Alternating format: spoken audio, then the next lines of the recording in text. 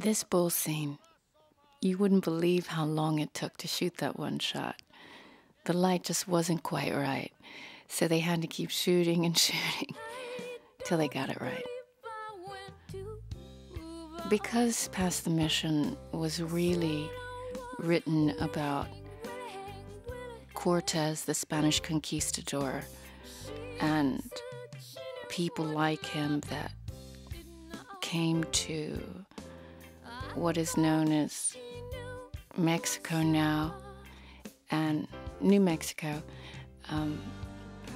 At first I wanted to shoot there, but Jake Scott, the director, had found this village in Spain named Arcos. And I liked the idea of going back in the bloodline historically to where people like Cortez had come from.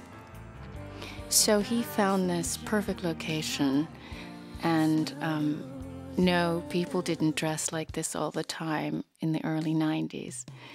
So when we were offset, then you would see this modern kind of, looking village as far as how they presented themselves.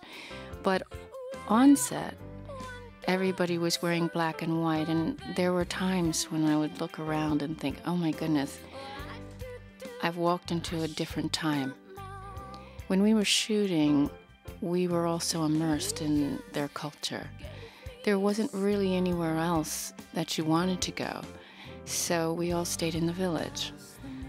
Because my mom had been planning to visit me in England, I had her come with me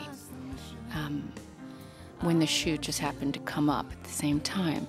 And having her with me really was a big icebreaker because she is this love bunny. And the women, the older women of the village, they ended up really connecting with her. And because of this quiet strength that she has, the other mothers just, they liked her. And so they began to open up to me. No one in this village really spoke English very well. I remember trying to help the choreographer who was trying to communicate with the villagers. And it was fascinating getting them to sit down and then back up again when we're at the scene where the women are confronting the priest. I loved the idea that this priest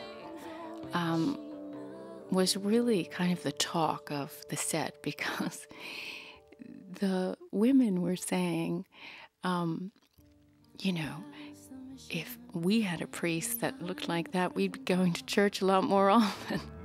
And, I'm not the greatest speaker of anything, but even I could understand that tidbit in Spanish. I felt that the Mary Magdalene element, which, let's face it, I'm always playing with the Black Madonna. I'm always playing with this mythology.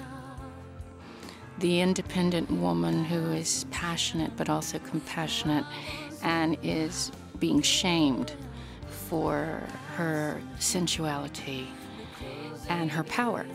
And I felt that to do this in Spain, where Catholicism is still very strong, and Catholicism is where, let's face it, women were marginalized. So this was really a triumph for me to do this with these women.